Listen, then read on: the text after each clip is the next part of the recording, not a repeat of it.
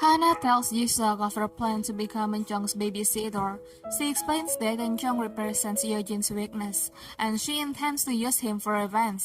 Her goal is to take Eunjung from Yojin, creating a rift within Yojin's family. Jisuk finds out that his plan effectively makes Hana Eunjung's adoptive mother. He wonders what Hana plans to do with Eunjung afterward. Hana clarifies that their gain isn't just Eunjung, but also the Hyosung group. Her adoption of Eunjung automatically transfers control of the group to her. Jisuk agrees, despite the difficulty of allowing Hana to live in Yojin's house. He reminds Hana of his earlier prediction that Yojin would lose everything she holds dear, and Hana confirms their intention to make that prediction a reality. Jisuk provides Hana with a phone equipped with a location tracker for monitoring her movements and instructs her to leave Yojin's house immediately if she senses danger. Meanwhile, Eunjung hides in the closet, furious with Yojin for preventing him from seeing Hana.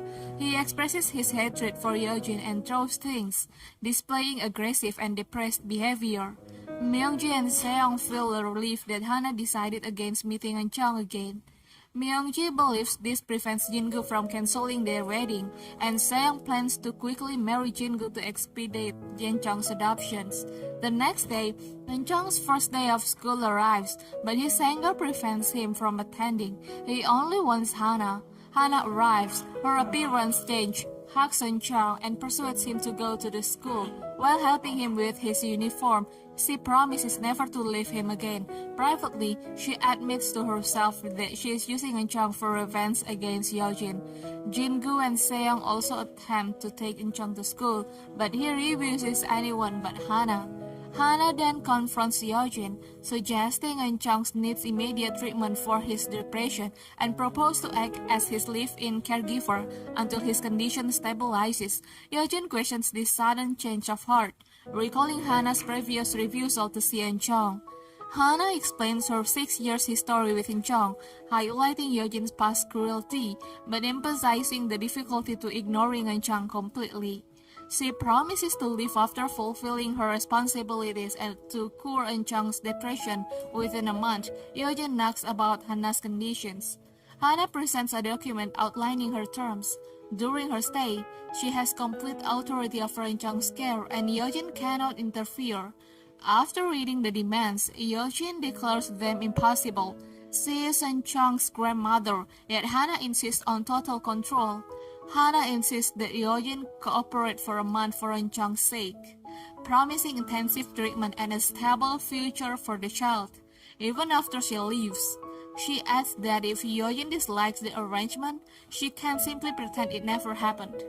Before leaving, Chairman Huang advises Hana to consult her on any decisions.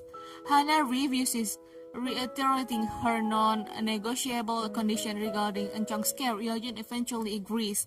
Myungji contacts Seong, informing her that Hana becomes Eunjung's babysitter. She suspects Hana's true aim is to take Eunjung and plans to reveal Hana's sim to Yojin to get her expelled. Jingu, upon hearing the news, questions Hana's intention. He visits Yojin's house to learn more. There, he learns that Yojin threatens to commit Hana to a mental hospital if she misbehaves. This revelation piques Jingu's curiosity about Yojin's true nature. Jingu seeks Jisuk's perspective on Yojin. Jisuk offers subtle praise for Jingu's courage, hinting at Yojin's darker side. Jingu mentions rumors of Yojin selling Hyosung to Jisuk due to Jisuk possessing leverage over Yojin. Jingu believes Jisuk knows more and asks for information. Jisuk alludes to attempts to slander Yojin, mentioning a recent incident at his inauguration ceremony. Jingu discusses that the incident wasn't slander but a genuine event. Jisuk encourages Jingu to investigate, suggesting it's easily discoverable. Jingu finds the man who caused the commotion at Jisuk's inaugurations. The man reiterates his accusations against Yojin, calling her a devil who unjustly seized his business, leaving his family suffering. He urged Jingu to pursue Yojin for an apology and compensation. Jingu then meets Jisuk, revealing Yojin's apparent corporate wrongdoing. He requests more information, but Jisuk predicts Jingu will remain Yojin's loyal servant, regardless of any information provided. Jisuk's refusal to cooperate prompts Jingu to challenge him. stating that time will reveal Jingu's true allegiance. Hana meets with Jisoo and Richard Han, showing them the signed agreement. Jisoo is surprised by Yojin's swift agreement. Hana suggests they locate Chung's grandfather, anticipating future needs for his help. Unaware that Richard Han is Chung's grandfather, Jisoo instructs Danny to investigate Chung's grandfather and the doctor who falsifies Hana's diagnosis. Danny informs Jisoo that Hyesung's cybersecurity has improved, but Jisoo remains unconcerned, knowing Seong will provide him with access. The episode concludes with Hana moving into Yojin's house for a month. Seong and Myungji outwardly welcome her, despite their resentment. When Myungji offers Hana food, Hana prioritizes setting up Chung's playroom and study. Seong points out the lack of space. Hana firmly decides to convert Seong's room, offering Seong to move in Myungji. Seong's resistance leads to the tense exchange, with Hana asserting her authority based on her contract with Yojin. Despite Seong and Myungji's pleas to Yojin allows Hana to proceed. Seong threatens to call the police. Hana orders the furniture to be left and departs.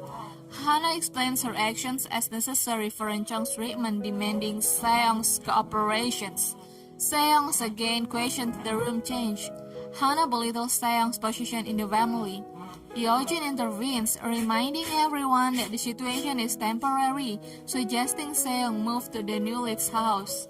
Myungji argues that Seong will soon be Chung's mother. The scene ends with Seong clutching her stomach in faint pain, claiming stress from Hana caused her miscarriage. Chung, however, reveals she saw the baby fall, a statement Hana tries to investigate, but Seong silences him, claiming it was a dream. Chung remains silent, remembering what he saw.